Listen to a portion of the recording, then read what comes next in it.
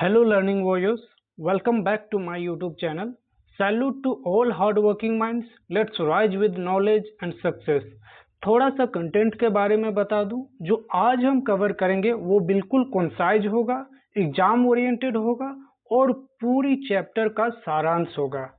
तो आज है टॉपिक हमारा Pilgrim A tinker creek by any Dillard और इस चैप्टर में हम authors details, character sketch, short summary, themes, conclusion और कुछ एग्जाम कीवर्ड्स देखेंगे जिससे हम पूरी तरह से क्विक रिवाइज कर सकते हैं। तो चलिए शुरू करते हैं। अबाउट ऑथर के बारे में हम थोड़ा देख लेते हैं। ऑथर जो कि एनी डिलार्ड हैं, उनका जन्म हुआ था 1945 में। वो एक अमेरिकन राइटर थे और पोएट थे, एसेइस्ट थे, famous for writing on nature, spirituality and philosophy. वो फेमस है किसके वजह से? नेचर, स्पिरिचुअलिटी और फिलोसफी के वजह से। उन्होंने पुलित्जर प्राइज पुरस्कार जीता था इस बुक के लिए। कब? 1975 में। उसका लिखने का स्टाइल क्या है? डिस्क्रिप्टिव, वर्णनात्मक है, मेडिटेटिव है और ऑब्जर्वेंट, ध्यान से देखने वाली चीज है। और अब आगे देखते हैं हम इनके कैरेक्टर स्केच के बारे में कि स्टोरी में क्या क्या कैरेक्टर्स हैं, तो उनके बारे में देख लेते हैं। और the book is mostly autobiographical. ये बुक ऑटोबायोग्राफिकल है। किसके बारे में? एनी डिलार्ड के बारे में। जो उसने सीखा, जो उसने ऑब्जर्व किया, उसी के बारे में दिया है। तो इसमें मेजर कैरेक्टर हो जाएंगे एनी डिलार्ड, जो कि एक क्यूरियस है, स्पिरिचुअल एंड फिलोसफिकल है। She is beauty in small things. वो ब्यूटी देखते हैं, सुंदरता देखते हैं छोटी छोटी चीजों में, जैसे इंसेक्ट्स, पॉन्ड्स, शैडो, ये सारी चीज में, छोटी छोटी चीजों में वो देखते हैं। एनी डिलार्ड प्रसिद्ध हो गई थी इस पुस्तक के वजह से और वो हमेशा अपने अनुभवों और अवलोकन को साझा करती है, प्रकृति से सीखती है, उसकी सुंदरता और जटिलता को प्रकट करती है। अब देखते हैं Annie Dillard notices cruelty of nature like praying mantis eating its mate. वो नोटिस करती है कि जिस तरह से हमसे हेल्पफुल है, उसी तरह से क्रुएलिटी भी है। जैसे कि कोई भी पक्षी हो या कोई भी जानवर हो, वो दूसरे जानवर का शिकार कर लेते हैं। ये क्रुएलिटी को शो करता है। Represents a Sikar of truth. वो एनी डिलार्ड खुद को रिप्रेजेंट करती है सत्य की खोज करने वाली। चलिए अब नेक्स्ट देखते हैं। अदर देन हर नो फिक्स्ड कैरेक्टर्स। उसके अलावा इसमें इस पोएम में कोई अलग कैरेक्टर नहीं है। अब देखते हैं नेक्स्ट। अब शॉर्ट समरी के बारे में देख लेते हैं। शॉर्ट समरी क्या है इस कहानी का summary? This book is not a story but a collection of observation. ये सिर्फ कहानी नहीं है, एक ऑब्जर्वेशन, अवलोकन का एक संग्रह है। About nature around Tinker Creek, Virginia, USA. वो एक स्टोरी का संग्रह है। कहाँ पे? टिंकर क्रीक में, वर्जीनिया, यूएसए में। Dillard acts like a pilgrim. Dillard's इसमें एक तीर्थयात्री की तरह काम कर रहे हैं। Exploring life, death, beauty and cruelty of nature. वो जीवन, मृत्यु, सुंदरता, क्रुएलिटी ऑफ नेचर को दिखाते हैं। नेचर की क्या ब्यूटी है, उसकी क्या क्रुएलिटी है, ये सारी चीज को वो एक्सप्लोर करती हैं, ऑब्जर्व करती है।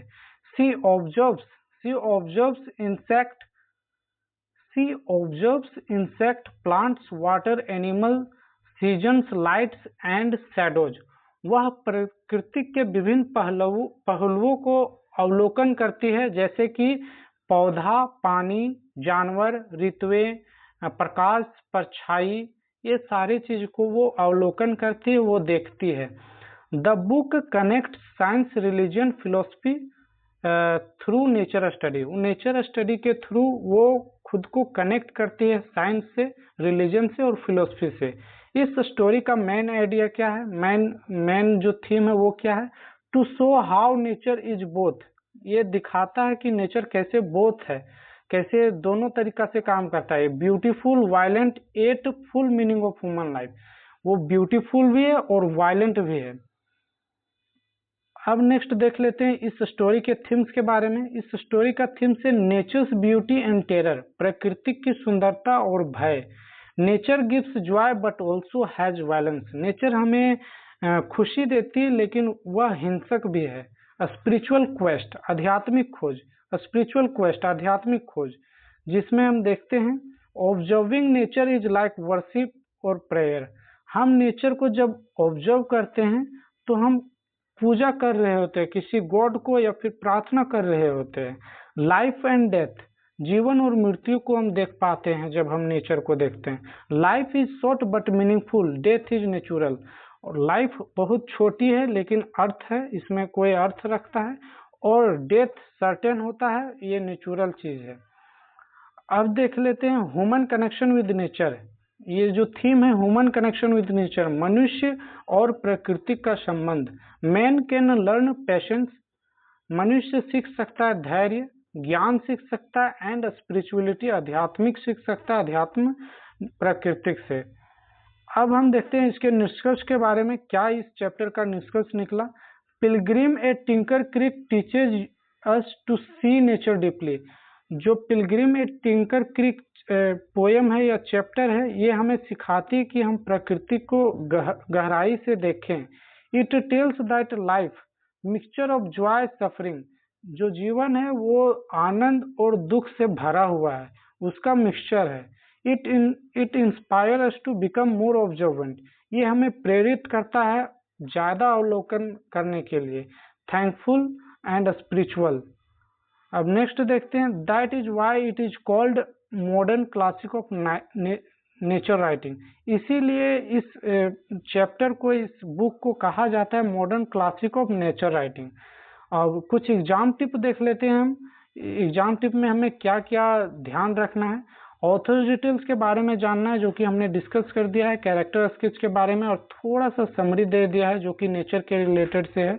और थीम्स के बारे में और कंक्लूजन के बारे में मैंने डिस्कस कर दिया है। ये सारे पॉइंट्स को ध्यान में रख के आप इजीली से एग्जाम में लिख सकते हो।